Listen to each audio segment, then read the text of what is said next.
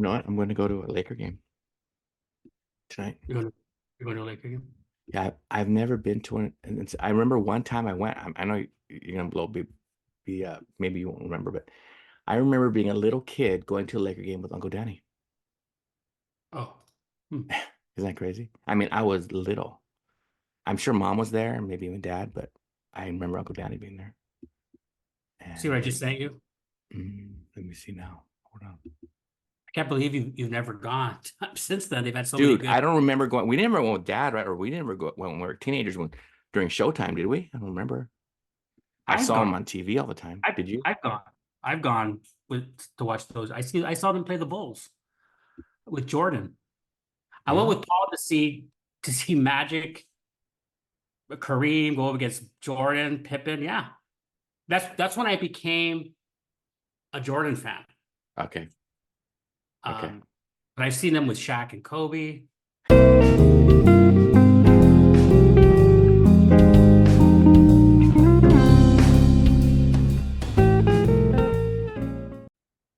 Welcome, everybody. Today, we're talking about tension, tension between teacher and student. This is a real problem. I think the reason why I say I think is because this has been an issue that has popped up in my career occasionally, and I've heard from other teachers that I know, but I wonder what kind of a widespread problem it is. And that is when you have a student, how do I word this uh, in a professional manner? When you have a student that just can't stand you, or there is a student that maybe, how shall I put it delicately, you can't even stand to look at. I don't know what to say. We're trying to be real here, people. Can we be real on Pod and Deliver? Jacob, can we be real? Yes, sir. We could be real, but that's a tough topic because I hate to say there are students that you don't like, but let's be real. Like you just said, let's be real. There are some students that's hard. They're hard to like. Yes. And so I am going to give you a couple of thoughts. I don't want this to turn into a story time, but I have to bring out a couple of students. I won't mention their names, of course, but and the problems that have surfaced. And I guess before I give you suggestions on what to do, let me give you an example of a girl that comes right off the bat, right off to mind. A girl that I really got along with. She was real pleasant, real sweet, and she just turned on me one day, and it was a real mystery. And I went to her and and this leads to the first thing that you should do. This actually is a real nice segue to my first suggestion. When you have a student and there's problems, there's tension between you, you're not sure why. Sometimes you just don't know why. Have the uncomfortable conversation. And the reason why I call it uncomfortable is because I'm talking about tension where she just is or he is glaring at you when they walk in. They just don't like you anymore. I'm being as open as I can, is that sometimes that happens and you don't know why. So maybe it's a student you like, but now you're growing to dislike them. And so have an uncomfortable conversation. Go up to them and say, listen, I want to talk to you briefly and ask you, is there something I've done? Is there something that I've said? It feels like there's been some tension. That puts your ego on the line, I'm going to tell you, because you might get an answer you don't want to hear. You might get some pushback and you're going to put yourself more vulnerable to get more dumping from a kid who has previously glared at you, talked under their breath. Yeah. This particular student, and I'm going to ask you if you relate, Jake, but I remember this Mm. particular student said something that was so frustrating to me. She said, yes. Sometimes they'll just say they hate you, or they'll say nothing, or they'll just be smart. I've had that happen. But this kid said, yes, I heard that you commented to the principal about me and you wrote a negative report about me. And I kind of laughed at that because I said, that's not true. You're one of my, no, you're great. I would have told her the truth. Yeah, I did write that. And here's why. I go, actually, I think you think I'm somebody else because I wasn't the teacher that did that. Hmm. You might want to, no, I know it was you. It was you. And that was the end. She hated me for the rest of the year. And I thought that was one of the weird things, one of the weird problems of misidentification, just a mistaken identity. But I have a couple of other suggestions on what to do in those situations. But what do you think about what I'm saying, Jake? Well, I'm a very emotional guy. You know this. I'm a very feeling type of guy. So if I know somebody doesn't like me, like a student, it does upset me. And I think you hit it right on the dot there to see approach them, because sometimes it's something that you could take care of real quick. There have been times where just miscommunication. I go, oh no no, I didn't say that. I said this. Or and they get hurt if they really like you, and then now all of a sudden you said something that maybe you didn't say but they misunderstood, that then they go, oh, okay, okay, we got that cleared up. And it just makes, but sometimes I think I work with a lot of new teachers, as you know, Ruben, and they just don't approach them. And just you just have that resentment, or they still have that resentment towards you. But you can clear up so much just by talking, and I think that's okay. Sometimes I've done, Ruben, where I've offended a kid in front of the class, and I've had to say, oh, you know what, guys, I said this in jest, and I want to apologize publicly. But if I did it like just personally, I do it in person. I say, hey, you know what, I want to apologize too. I think that's the big part, is being able to apologize, not be so big for your bridges, not be so prideful that you just can't say sorry to a kid. I think that's big. Once you say sorry to a kid, and you really, if you messed up, and I've messed up, and I'm gonna say, I think the best thing about me getting older is I try not to mess up so much. I don't think I have, but especially my early years, I messed up a lot. And to be able to say, hey, I'm sorry I messed up, that does a lot for a kid, and it When you shows say respect you to them. so when you say you messed up, what does that mean? You Okay, mean you so specifically, embarrassing a student, make a joke, and using them as the butt of your joke. And again, I really don't do that anymore. But I do remember, I always recall, Ruben, I wish I could go back in time and be a different teacher than I was those first few years, because that's when I made all my mistakes.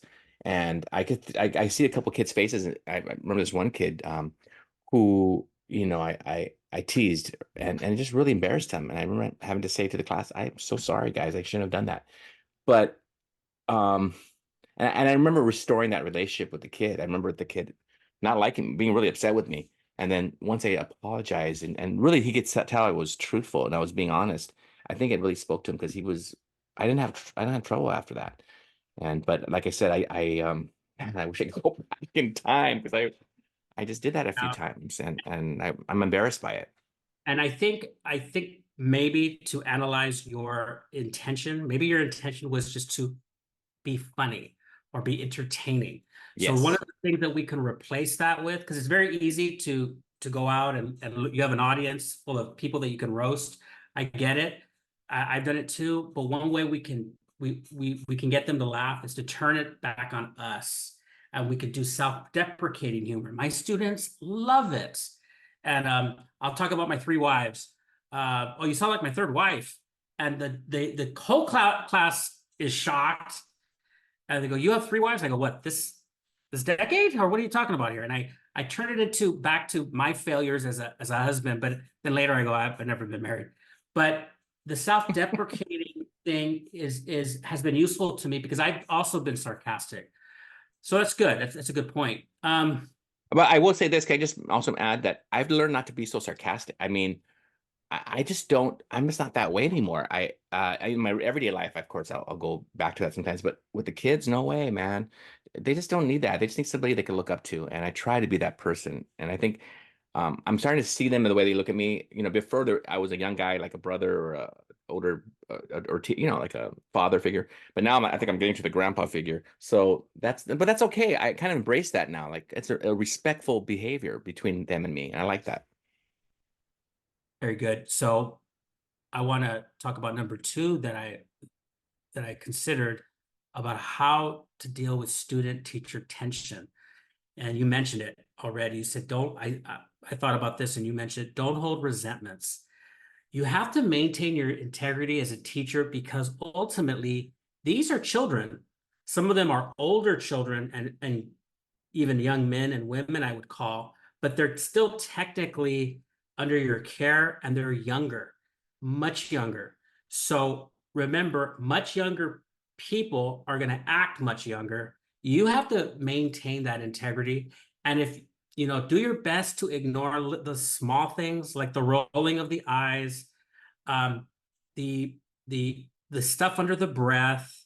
Sometimes you have to call it out. Sometimes you have to pretend it didn't happen. I know some people disagree on that, but I feel like pretend, be an actor sometimes, and you know, you can't win every little battle. The thing of it is, though, this is what I would really want a teacher to hone in on is opportunities to praise a kid who is who has tension with you. So um, don't be fake about it, though. So it's the idea of, oh, I'm going to call out that kid, but not for negativity like normally, because they might have a comment for me. I might have to tell them something. I might have to move them. This is a kid that doesn't like me, or I might not like the kid. Oh, they scored this on the quiz. They demonstrated this on the speech. I want to call them out for positivity, make them feel good. It doesn't always work, but it does sometimes. I want to really briefly talk about this kid. I'll call him initials AJ. He um, really couldn't stand me, and he liked me at first. Then he just I could do no right for him, and the universe, the Lord, God Himself handed me an out. He wrote a play, so I had them write creatively, and he wrote a I was being honest. I go, this, so they were supposed to create a scene and that we were going to act it out. I was demonstrating setting conflict resolution. They're doing their own, it's a really good way to teach this concept. And his and another kids were, I remember, were the only ones that were ready, that demonstrated setting conflict resolution, exposition, conflict resolution. And I said, I go, yours is ready. We gotta act it out. We gotta bring you out and we gotta form it. And I was being myself. I said, this is a good line. I was bringing the actors, the students, and he lit up. He couldn't believe, because I don't praise easily with some of their scripts and some of their poems. That I just, if it's not ready, I just tell them it's not ready. This one was ready, and he was kind of walking on air. And we put up his scene, and he just loved it, and no problems with him after him and me after that. He just loved my class, Oh, that's and great. to me, it was like it was almost just good luck. He just happened to be a good writer. I didn't know he was a good creative writer. It You know was what's very, Have you ever yeah, also called like home grouping? I mean, that's a good example you just gave right now. But have you also just kind of like just out of the blue call home for a kid who's doing well, hadn't been doing well for a while, or even a kid who's getting A's? Because a lot of times we call home when they're just doing really bad, but call home for when they're also sure. And doing I think well. we've talked. I think we have talked about that. I'm only Hmm. talking about. I wouldn't call home as a way to ease tension. That might exacerbate tension. I would just, I would just maintain your integrity. And one way to do it is look, take the high road and look for opportunities to praise them.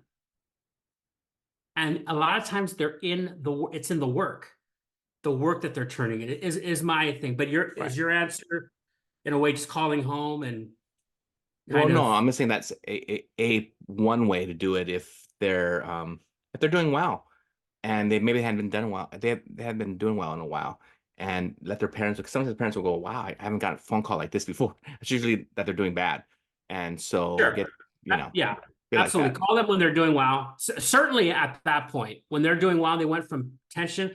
That's Yeah. actually, yeah. I had a kid. Now this is turning into event.